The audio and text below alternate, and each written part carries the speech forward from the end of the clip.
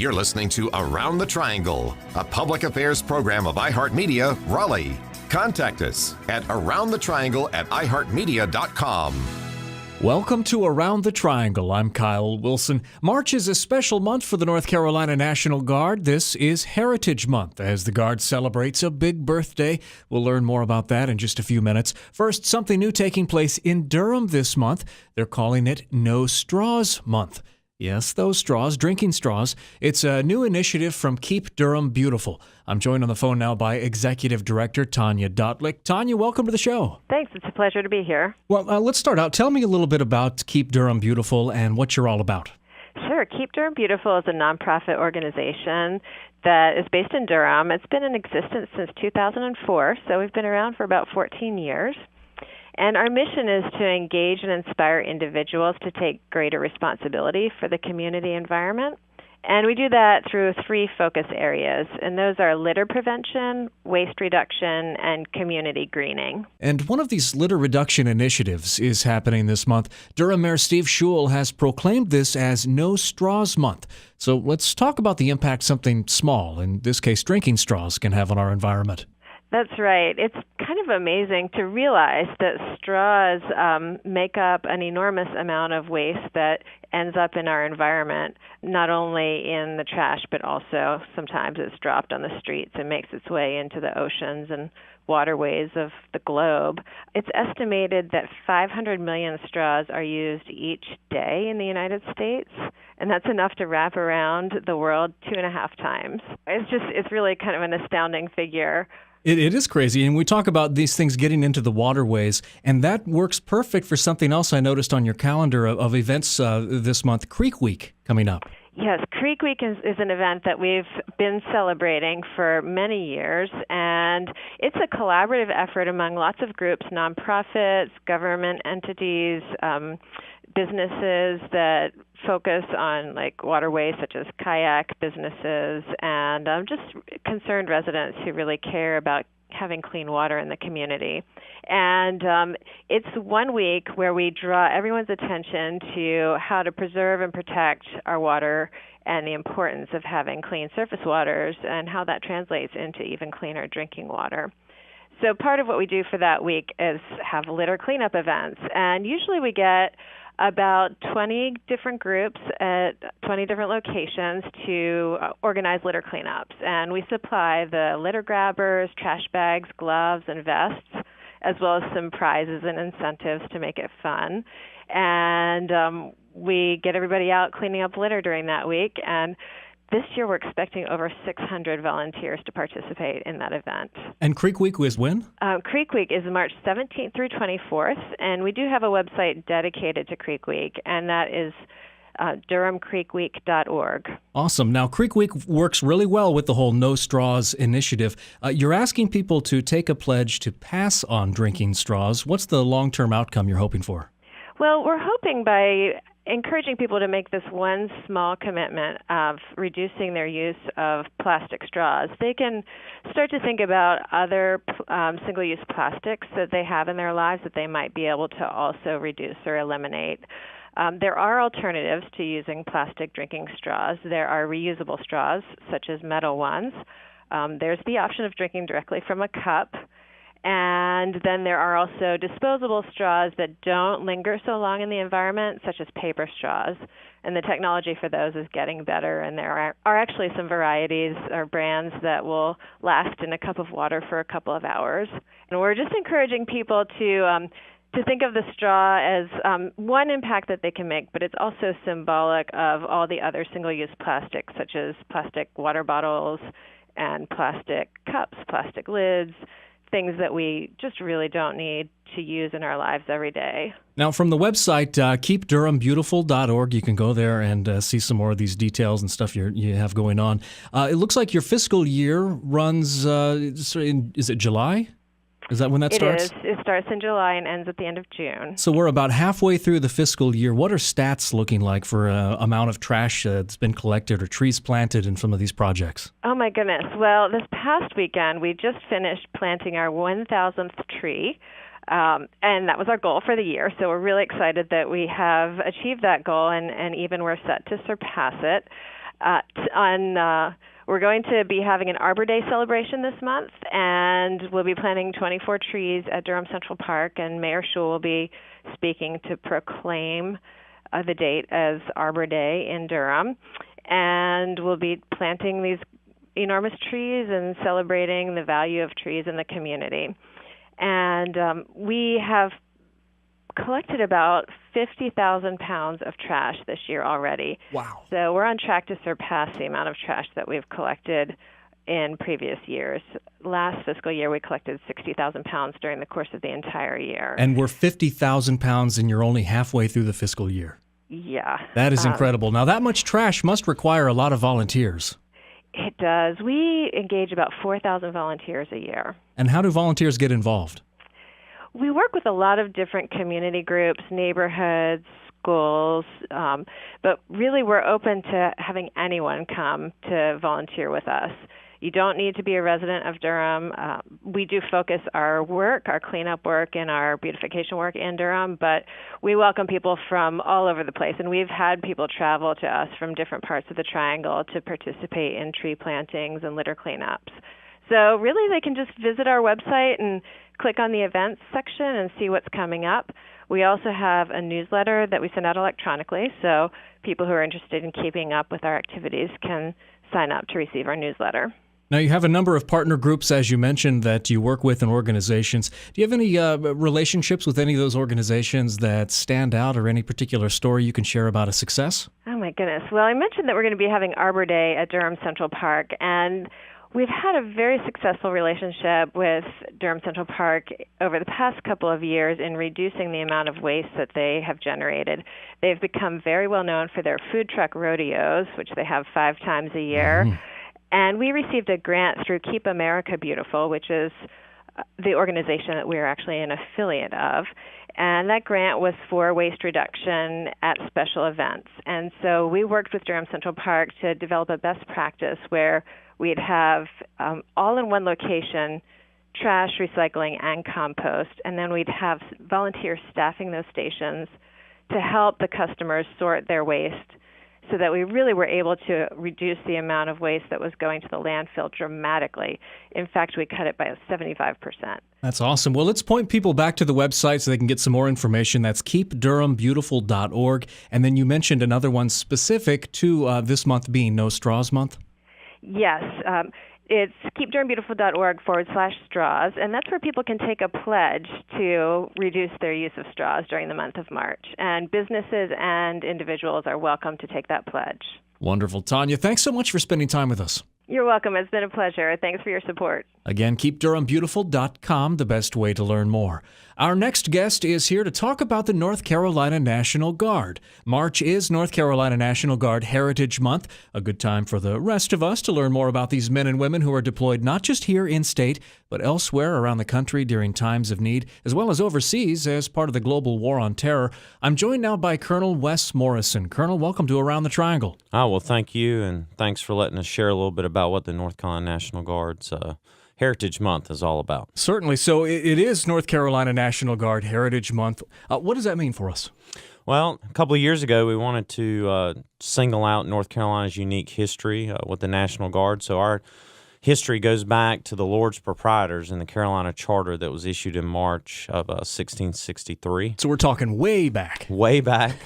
And that was a grant from the King of England to allow the Lord's Proprietors to develop colonies in the north, then the Carolinas, which was North and South Carolina. But within that, it allowed them to levy, muster, and train militia for the common defense of those colonies as they went forward. And that's where we trace our roots back to. We're the oldest military organization in the state and the nation. And what's the birthday? March 24th, 1663. And how old's the National Guard then? 355 years young. 355 years young. That is impressive. So let's get some more background on the Guard being formed in North Carolina.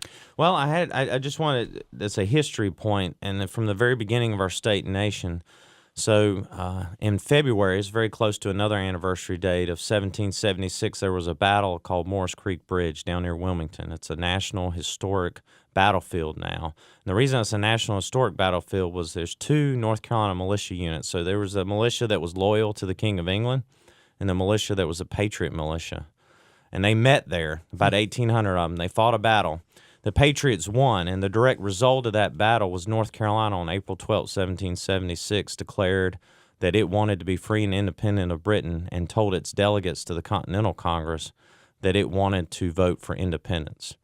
So the Guard, from our very beginning, was instrumental in deciding the direction of this nation from the very beginning. And that April 12th date's on the North Carolina state flag today. Where are you guys spread out across? Well, we're currently in every county in North Carolina. We have members all around. There are people you work with. There are people that you go to church with. There are people in the community. There are school teachers. But we have armories where they report to in most of those counties. We also train at local training facilities. We have our own training facility at Camp Butner, North Carolina, and a lot of our units train at active duty military posts like Fort Bragg. You draw from all 100 counties of the state. Is that pretty representative of everybody in the state then? Yes, and a variety of units and jobs within the Army. So we have everything from Apache helicopters to the Black Hawk helicopters that you saw rescuing folks during Hurricane Matthew. We also have an Armor Brigade combat team, which is the tanks and Bradleys that you see the Army advertising on that. We have artillery. We have special forces units that deploy quite regularly across the world, but they're also the traditional citizen soldiers. So we also have the Air Guard component. Out of Charlotte, we have the 145th Airlift Wing, and the exciting thing about them is they just turned in their C-130s, but they're now getting C-17 strategic airlift aircraft here in the next year. So we're pretty excited about that for them. What's kind of the difference between the National Guard and when we think about the armed forces in general? What makes the National Guard unique is going back to that original heritage of the militia, that we also provide a military response force for the governor of North Carolina and the state, but we also respond to federal missions from the national, what we call the National Command Authority, the presidential call-up or Congress calls us in the federal service. So the duty that we performed during Hurricane Matthew most recently is an example of that state service that we provide, security relief, rescue, protecting life and property of the citizens of North Carolina, the nation, is pretty much our mission statement. And you were deployed for that then? I'm getting to the point where I spend most of my time at the headquarters, but we deployed approximately close to 1,700 citizen soldiers on state active duty in one form or another during Hurricane Matthew. And that's just that's keeping it within the state. You also do a lot of things around the nation for other disasters. Can you speak about some of those? So we have emergency management compact agreements. They're known as EMACs with other states, and we will provide those assets. And two great examples of that, when the South Carolina flooding that occurred a couple of years ago, we deployed an engineering task force made up of our engineering citizen soldiers, and they went down and provided work on the road systems in South Carolina, working on culverts, bridges, getting the road system and infrastructure, helping the South Carolina citizens with that. And then during Matthew, we sent a couple of helicopters down to Texas with the flooding in Houston. And that's at a request of those state governors. They make a request to our governor. He approves it, and then we send those troops and assist those folks. So some local state projects, some other projects around the country or in other states. What about the international presence, deployments overseas in the War on Terror? So those are the federal mobilizations that we talked about, and we have participated in the War on Terror. Over 22,000 North Carolina National Guardsmen have mobilized and deployed since 9/11 in support of operations across the world. This year, we are deploying and mobilizing 1,200, not only in support of the global war on terror, but we'll deploy folks to Europe this year as a part of deterrence efforts against Russia's resurgence over there. So we're constantly mobilizing folks, which gives the term of an operational reserve now, where we have folks on a cycle. For most units, as a 5-year or a 4-year cycle, where they will come up in a window. And if the Army needs us for a mission across the world, or the Air Force needs our Air Guard, we'll mobilize those assets, put them in federal service, and they'll deploy overseas. What was it like pre-9/11? Was there as much emphasis on overseas deployment? There was not. There was in the 90s, there was an increase in mobilizations for things like Kosovo and Bosnia. As those turned into long-term mission sets, the Army looked at the Guard to try to assist with those, but it really was the global war on terror, especially Iraq, was the key involvement there, where they realized that they needed the full mobilization effort of the Guard there to help meet the mission set there. And that kind of transitioned us to an operational reserve. Well, I have a lot of respect for the Guard just because people that sign up and volunteer to be a part of the Guard may not have necessarily, thought they were going to be getting into a multi-year conflict overseas. But, that's incredible service that the men and women of the Guard are providing. Well, and I'll tell you, now I'm a 24-year. I think when I enlisted 24 years ago, last month in the Guard, that was true. I think with this newer generation, guys I'm serving with now, they absolutely want to deploy and understand that they're going to be deploying overseas or in response to some type of natural disaster. And you see that desire in these new soldiers that we're enlisting in airmen across the Guard. What's the difference then? What would make somebody want to join the Guard as opposed to the traditional forces?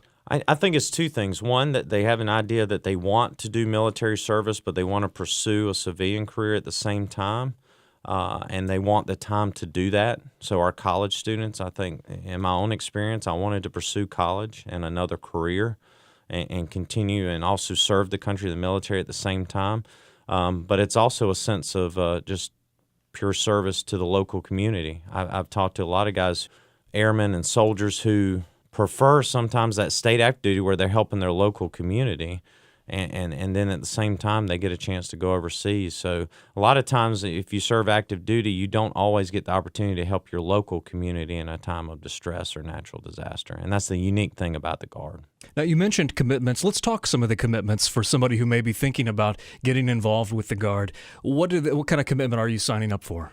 Well, signing up for the Guard is a 6-year commitment, and that's usually a reserve, a typical reserve commitment, and it can be fulfilled in a drilling status. So you're looking at a weekend a month at least, or 2 weeks out of the year. We do have some units that have enhanced training requirements, which go beyond the normal 2-week annual training requirement, which is going out and training for 2 weeks straight, and they may have longer drill periods.